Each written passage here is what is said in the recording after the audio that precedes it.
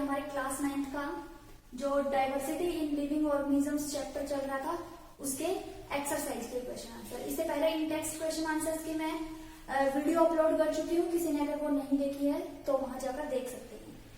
तो एक्सरसाइज में first question है, what are the advantages of classifying organisms. तो ऑर्गेनिजम्स को क्लासिफाई करने के क्या एडवांटेजेस हैं, क्या फायदे हैं। तो सबसे पहली बात है कि हमें किसी भी ऑर्गेनिज्म को स्टडी करना इजी हो जाता है। To study a particular organism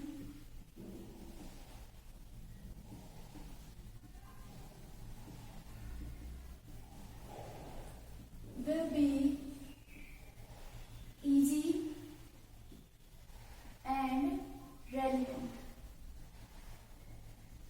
हमें पूरी डाइवर्सिटी को नहीं देखना पड़ेगा, हमें सिर्फ उसी ग्रुप ऑफ ऑर्गेनिजम्स को स्टडी करना है जिसके अंदर वो पर्टिकुलर डिजायर्ड कैरेक्टर प्रेजेंट होगा।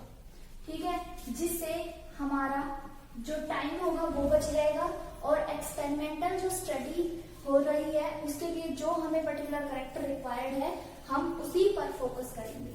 ठीक है, to focus on specific character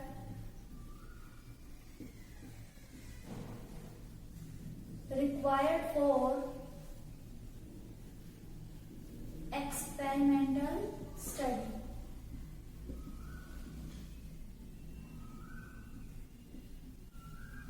next है,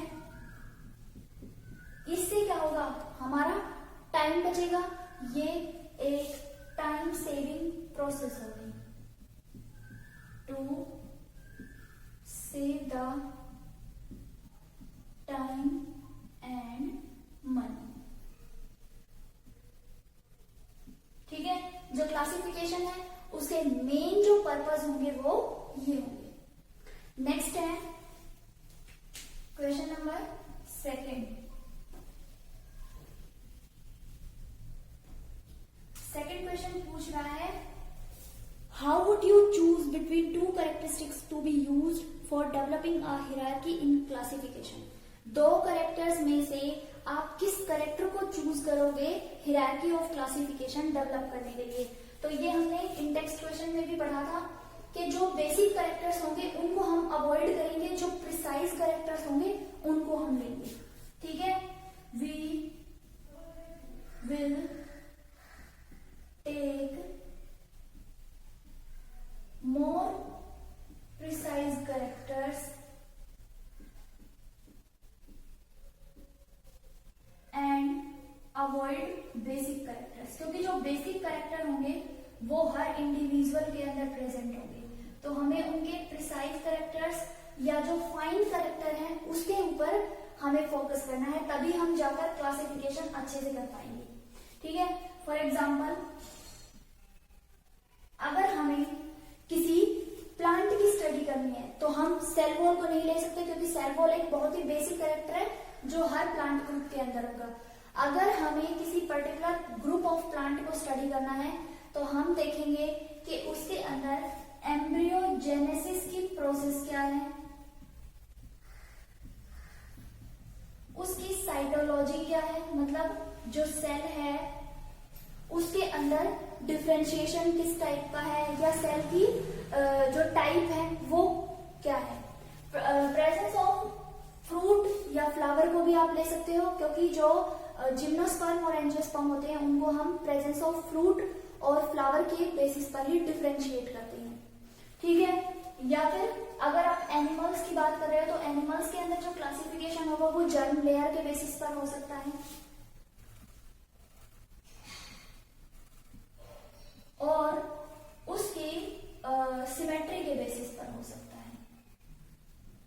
अगर हम मोड ऑफ न्यूट्रिशन लेंगे तो सभी प्लांट्स के अंदर ऑटोट्रॉफिक होगा और सभी एनिमल्स के अंदर हेटेरोट्रॉफिक होगा, तो जो बहुत ही बेसिक कैरेक्टर होंगे उनको हम अवॉइड करेंगे। ठीक है, तो ये जो होंगे वो हमारे प्रिसाइज कैरेक्टर्स होंगे जो किसी भी इंडिविजुअल को, अगर आप बैक्टीरिया क्लासिफिकेशन कर रहे हो तो बैक्टीरिया के अंदर जो सेल वॉल होगी उसका कंपोजिशन देखेंगे हम, ना कि प्रोकैरियोट और यूकैरियोट वाली कंडीशन देखेंगे। ठीक है, नेक्स्ट होगा इसमें थर्ड क्वेश्चन है, explain the basis for grouping organisms into 5 kingdom. 5 kingdom जो क्लासिफिकेशन था जो रॉबर्ट विटेकर ने दिया था, उसका जो बेस था वो क्या था। तो सबसे पहले 5 किंगडम के अंदर कौन कौन से किंगडम्स थे और उनकी कैरेक्टरिस्टिक्स क्या थी। हर एक के बारे में अलग अलग कैरेक्टरिस्टिक लिखनी है। सबसे पहला किंगडम मोनेरा, दूसरा किंगडम प्रोटिस्टा। तो जो मोनेरा थे वो क्या थे, प्रोकैरियोट्स थे।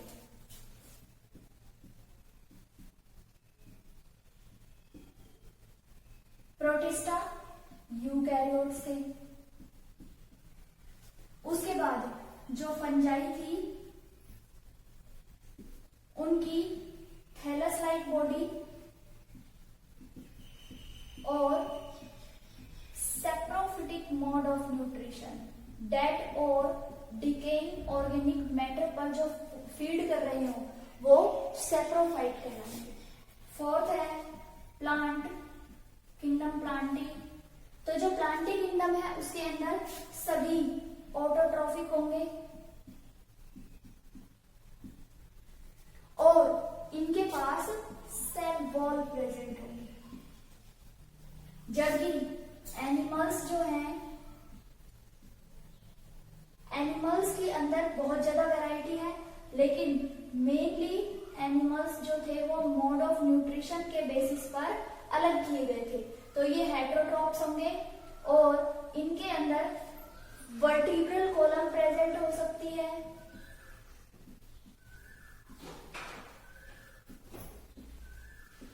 ठीक है, तो ये जो थे वो हमारे बेस थे 5 किंगडम क्लास। नेक्स्ट क्वेश्चन है question number 4, what are the major divisions in the plantae kingdom, what is the basis for these divisions. तो किंगडम प्लांटी के अंदर सबसे पहले आते हैं थैलोफाइट्स,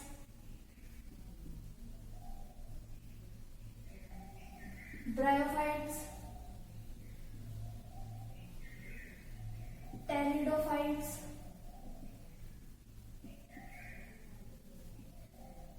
जिम्नोस्पर्म और एंजियोस्पर्म।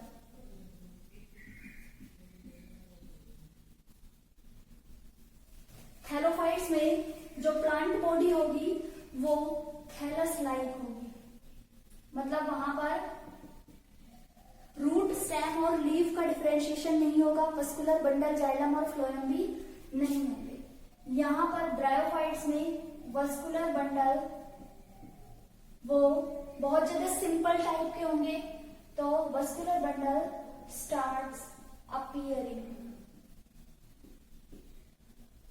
इसके बाद जो टेरिडोफाइट्स होंगे, टेरिडोफाइट्स में root, stem, leaf well differentiated होगी।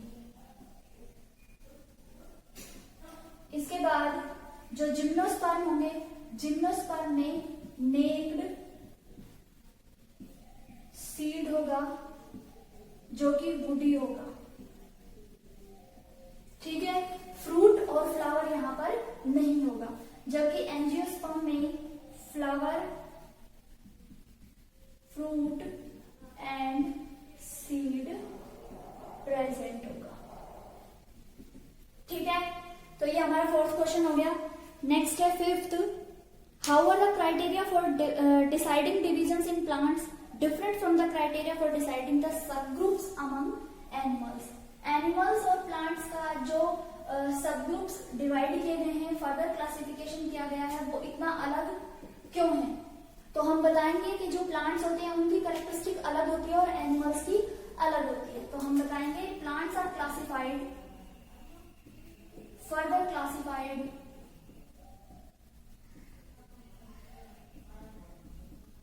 on the basis of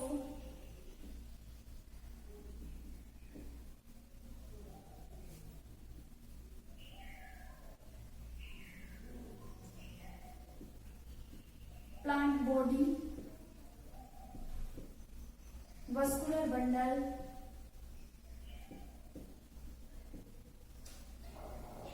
and presence or absence of flower, fruit and seed. While animals are classified on basis of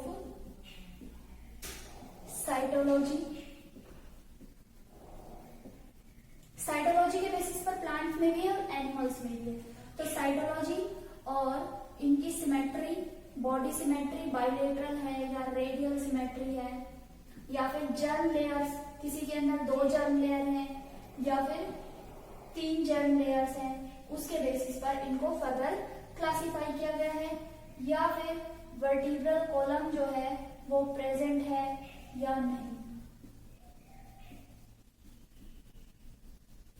ठीक है, तो ये हमारा जो प्लांट्स होते हैं उनको क्लासिफिकेशन करने का तरीका अलग होता है, जबकि एनिमल्स को क्लासिफिकेशन करने का जो तरीका है वो बिल्कुल अलग है, क्योंकि इन दोनों के जो कैरेक्टर्स हैं वो बिल्कुल अलग है। इसलिए इन दोनों के अंदर जो क्लासिफिकेशन का क्राइटेरिया है उसको भी डिफरेंट रखा गया है।